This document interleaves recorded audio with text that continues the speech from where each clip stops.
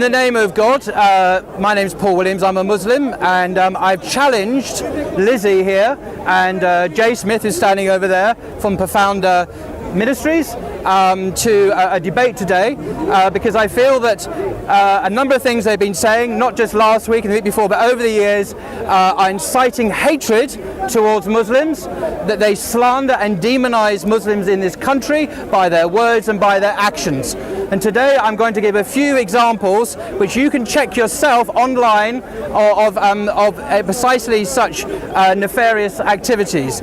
Also, we're going to talk about Lizzie's article on the hijab, and I've listened to her discussion with Jay Smith. I think that was here, was it last week or the week before last? I watched that on YouTube carefully, and it's full of lies and slander against the distinguished companions of the Prophet, particularly Umar. And it also misrepresents how Muslims understand our faith in the round. So I'll just go ahead here. First and foremost, I want to mention there's not only Muslims who say this about Jay Smith and his organisation, Lizzie. Non-Muslims consider the Profounder Centre to be Islamophobic. Is it Schofield or Schofield? Beg your pardon. Lizzie Schofield, in a blog entitled Islamophobia versus Islamo-criticism in March, acknowledges this openly, and she admits her group is being barred from speaking at certain venues because their ministry is considered to be Islamophobic. And she says this, quoting her very words: "The term Islamophobia is chucked at us all the time by liberal Westerners as well as by Muslims. This taint has kept us from universities and other public forums and hindered many others from supporting our work." Justin Briley, who is Premier Christian Radio, by the way, I've issued an official challenge to debate Jay on Premier Christian Radio, and they've accepted this challenge. I'm waiting for Jay to let me know. He acknowledges that many non-Muslims consider their ministry to be extreme. Let me quote Justin Briley. "There are people out there," he said on the 12th of August last year, "Christians as well, who see you guys as kind of extreme." That's Justin Briley. To many of us Muslims here today, Jay Smith himself particularly sounds like a paranoid, self-radicalized cult leader. He's even gone so far, and I heard this from myself a few weeks ago, from this very ladder, saying to Muslims that you are meant to kill me, Jay Smith, and kill all Christians. This is what Jay Smith claims. And he adds that this is what the Quran teaches in Surah 9:5, which is just silly rubbish, as any Muslim will tell you. Now, how can Jay Smith not be contributing to Islamophobia? He demonizes every Muslim as somebody to fear. This sets panic and fear in the wider population, which in turn is the ignition for hatred of Muslims. Now, at this point, I'd like to refer people to an article on my blog, Blogging Theology, Google Blogging Theology, entitled "Paul Williams and Lizzie Schofield Debate, a Few Possible Discussion Points." In there you'll see videos of Jay Smith and others. In one video, James, as I've said, Jay already claims we must kill all Christians. In another video, he talks in crude racist stereotypes about Muslims. Go on my blog and see the video evidence. Jay Smith reviles people up via provocative video discussions such as, "Why do Europeans not want any more Muslims?" So much so that his viewers leave hate comments like this: "I want Europe to kick out all Muslims. We either clear them out now by repatriation, or we wait and then have to kill them ourselves in the streets." And that is timestamp 2.05. Jay Smith has some very famous and notorious racist friends. One of them, who he calls friends of ours, confronting Islam, his words, is the far-right politician Geert Wilders. Geert Wilders has encouraged his supporters to chant racist slogans against Moroccans and other Muslims, and he was recently found guilty in Holland of inciting discrimination over comments that were demeaning towards the Moroccan population. Geert Wilders wants to ban the Quran in Holland and has said he wants Muslims to leave Europe. This is a good friend of Jay Smith, and they do the same work according to Jay Smith. Now, moving on to Lizzie, this is how she talks to Muslims. She said recently, "There is no sense in Islam that men have to exercise any self-control." So that many times, and we'll come to that in a moment on her discussion about the hijab. On another occasion, she rudely asks a Muslim man if he has more than one wife. Then she says a Muslim man should be embarrassed. Fine. Okay. I haven't finished, by the way, but I'll let you carry on. After you. Okay, I'd like to say good afternoon, everybody, and good afternoon, Paul. I'm really Good glad afternoon. to have this opportunity to debate you today. So the reason I'm here today Louder, is that, please, louder. Oh, sorry. The reason I'm here is that 2 weeks ago, Paul came up to me at Speaker's Corner and he confronted me about my hijab article. And I'd just like to give you some quotes that he said about my hijab article. There are some quotes. You can check them on the YouTube video if you like. He said, it's full of anti-Muslim bigotry and hatred. He said, I belong to an extremist Christian group. It was full of the most appalling misrepresentation and lies about Muslims, that I was demonizing Muslims, my very first sentence talks about how evil Islam is. It was full of horrible stuff. It was a vile attack on Muslims, and it lies and lies and lies. If you don't believe me, you can just go and check on the video. What's very interesting about what Paul has just done is that he hasn't actually mentioned that particular article at all. I was about to, I ran out of time. That is the reason that we're here. He's come up with lots of claims, which I'm not going to talk about here. I'm here to talk about my article, because it was very specifically that seemed to get him so incensed 2 weeks ago, and what he was interested in challenging me about. So I think, for the sake of fairness, what we're going to do is we're going to go through my article paragraph by paragraph, and I hope you've got a copy there, Paul. If you don't, someone can supply you with a copy. Do you have a copy? I don't have a full copy. Anyone got a full copy I can have? Okay, here's a copy. Okay, here. There you go. Oh, right, okay. Thank you. That one's got a photograph on it. So, this one I think does. the best thing to do is just get straight into the article and what it actually says. So, Paul, one of the things that you said 2 weeks ago said was this is a quote, he said, her very first sentence talks about how evil Islam is. Now, I was wondering if you could just read for us what my first sentence is. Actually, it's the third sentence, and I'll read it here. It's an outward reminder of female oppression by a religion that subjugates women in almost every area of life. It's the third, not the first. I was doing it from memory, and I got that memory wrong. Okay, thank you. It's my turn. Yes. Okay, but still, You asked me to say. It's good to correct these things, isn't it? Absolutely. And it's a good reminder of the pitfalls we can fall into when we don't have the article in front of us. So actually, my first sentence was... The third sentence. What is International Women's Day all about?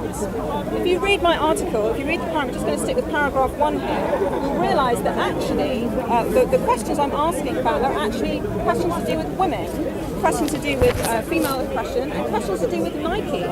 The real kind of object of my criticism, if you like, is Nike, and why Nike would choose to release a hijab on International Women's Day. Now, Paul, for the sake of fairness, I appreciate that you brought up that sentence there. This is probably, I can understand this is the sentence you're probably most upset about. Yes. Let me read it again for the cameras. The sentence is this. What is the hijab all about? And I put, it's an outward reminder of female oppression by religion that subjugates women in almost every area of life. Now, I appreciate for Muslims that is a strong sentence, isn't it? It's a strong claim to make. But I would like to back up that claim, and I don't want it to back it up on the opinion of Muslims, but I want to back it up on the scriptures. This is what we always do at Fanda. We go straight back to the scriptures and we ask what the scriptures say. And actually, I can find 7 areas in the Quran where women are subjugated. So, for example, in Surah 4, women are subjugated in marriage, in that men can have 4 wives, but men can have 4 wives, but a woman can only have 1 husband. They're also subjugated physically.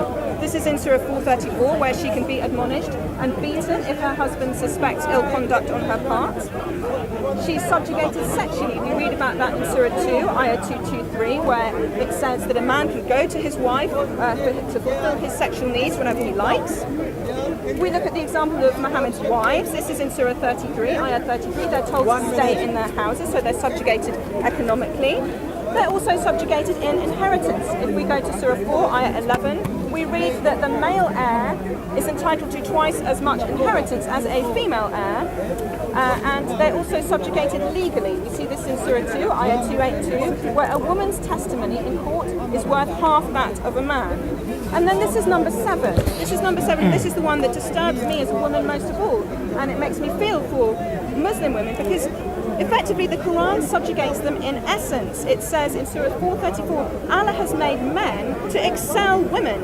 Okay, I just want to contrast that briefly with Genesis 1, verse 27. God created man in his own image. In the image of God, he created them, male and female, he created them. So my question to Paul is, can you show me anything from the Quran that discredits the verses that I've given you, that discredits the status of women, where they're not subjugated? Please, can you answer that question for me? Okay. Just a point of information here. When I challenged them a couple of weeks ago, it wasn't just on this article, and you can see the video all over YouTube. It was about their general hatred towards Muslims and the way Muslims have been demonized in a way that you people are pouring oil on fire and contributing to the increasing Islamophobia in Europe. And this was paralleled historically by the way the Nazis were increasingly demonized, so the Jews were increasingly demonized by the Nazis. I made that specific historical parallel. Now, in your now infamous article on the hijab, you ask, what is International Women's Day? To celebrate women and to bring to the world's attention wherever they are oppressed or treated unequally because of their gender. Surely, what is a hijab about, she claims? It's an outward reminder of female oppression, she claims, by a religion that subjugates women in almost every area of life. Now, before we look at the true function of the hijab, which we'll come to, we need to ask, are Christians being hypocritical here? Let's look at the New Testament references to women and their status. Remember, if Lizzie is not to be a hypocrite and operate blatant double standards, she must acknowledge that what the New Testament says about women and accept it as true and from God. So let's see how she deals with these passages. Let a woman learn in silence and submission.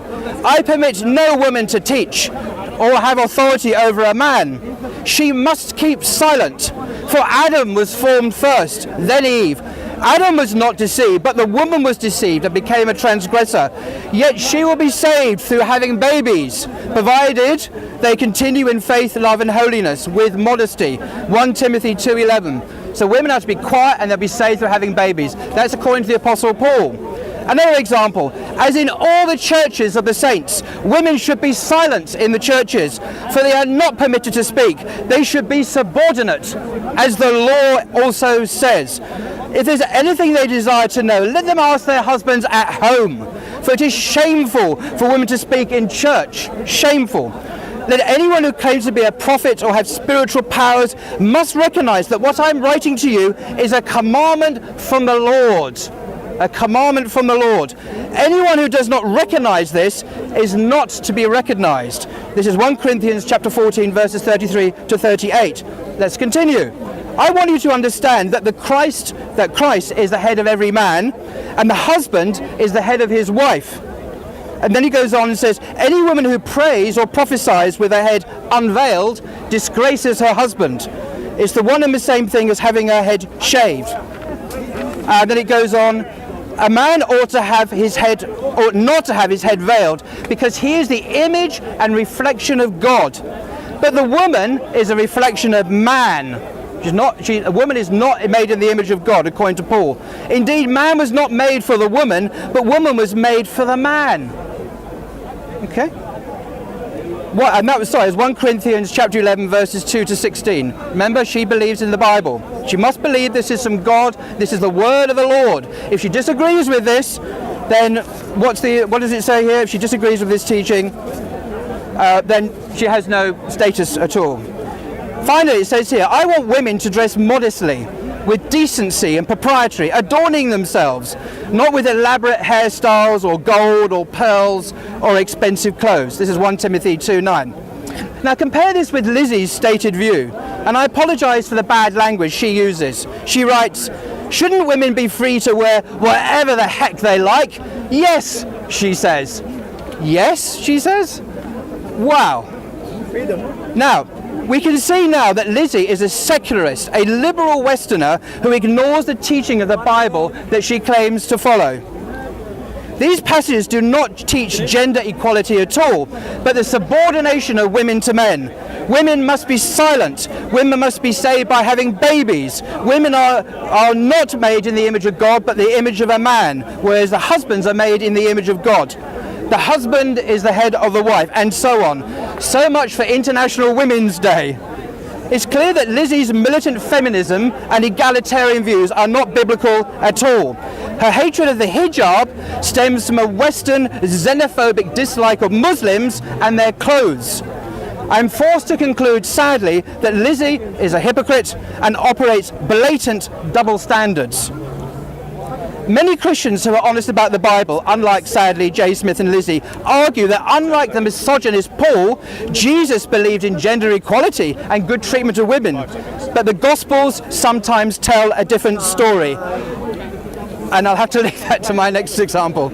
Okay, thank you so much, Paul. I would just like to remind you, if I may, that I finished my last statement with some questions to you, because as a Muslim, I'd have thought that my criticisms that I come from the Quran, I thought you would actually answer them from the Quran. What I said to you... What you got? Double standards, my dear, double standards. Please don't interrupt me, thank you. Okay, what I said to you, I was to give you 7 areas in which women are subjugated in the Quran: in marriage, physically, sexually, economically, inheritance, legally, and in essence. And I'm afraid you failed to answer that at all. You failed to give me any verse, even a hadith, even something from the commentaries that shows me that in fact women are equal. Women are not subjugated in these areas. Allah does actually love and has created women as equals to men. You failed to answer that altogether.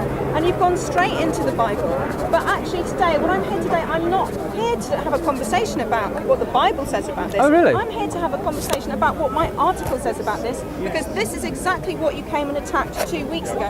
So if it's okay with you, I'd like to continue going through my article and what I actually say. Now, I believe you said in your last statement that I hate Muslims and I hate the way they dress. Well, if that's okay with you, I would just like to read my second paragraph, okay, and see if that chimes with what you just said, okay? This is my second paragraph. There are 2 narratives around the hijab. The first is that of the Western Muslima, which says, I like wearing the veil. It's my way of expressing my faith. No one forces me to do it, it's my choice. And because running and swimming is awkward with a hijab, when companies produce Muslim-friendly sportswear, making it easier for these women to exercise, this improves their choices. This is a good thing. Okay? So I'm actually upholding the rights of women who want to wear the hijab to wear it. So my question is, do you think women should have the freedom of choice to wear what they want? Yes or no? And do you think the statement that I just made, the paragraph that I just read out, chimes with what you said 2 weeks ago, which is this article specifically was full of lies, misrepresentation about Muslims, anti-Muslim bigotry, and hatred. Can you spot any of those things in this second paragraph why I actually defend Muslim women's right to wear the hijab? You can carry on. No, you've got 2.5 minutes. Go ahead. Go to the next Okay, No, really, I think your colleagues will want you to continue, otherwise it's... fine. All right, I'll go on to the next one. Okay, so this is the paragraph where I talk about the other narrative around the hijab, which is that actually around most of the world, women do not choose to wear it or not. They either wear it because it's illegal, There's yours or mine? for example, in countries like Saudi Arabia or in Iran, or they wear it because of so much social pressure that if they were not to wear it, they would face consequences from society or from their family or whatever it is. And I give some examples. Let me see. I give an example of this lady here. Let me just show it to the camera. So you have a good look at her. Because actually... So I can't see it. There you go. I love women Saudi face brave 5 points women away. like this. These women are brave. We need to know their names. We need to know who they are. This woman, her name is Malak Al-Shahri. And in December 2016, she removed her hijab, okay? And she walked around the streets of Riyadh. And now she's been arrested. Now she faces lashes as punishment. Now on Twitter, people are calling for her to be executed. Now, what I'm curious about is why Paul thinks that this is anti-Muslim bigotry. Why me speaking up for these brave women, that this is hatred. Why he thinks this is lies. This is not lies. This is reported by mainstream media. Why am I speaking up for them? And actually, it's a good question, Paul. Why are Muslim men not speaking up for the rights of women like this? Why is it up to me to have to do that? Okay? And also, I gave another example of a lady called Aqsa Parvez, who was killed in Canada by her father. And according to the CBC News Toronto, according to an agreed statement of fact presented in court, Aqsa had been experiencing conflict at home and clashed with her family because she chose to wear Western-style clothing and didn't want to cover her hair with a traditional hijab headscarf. What do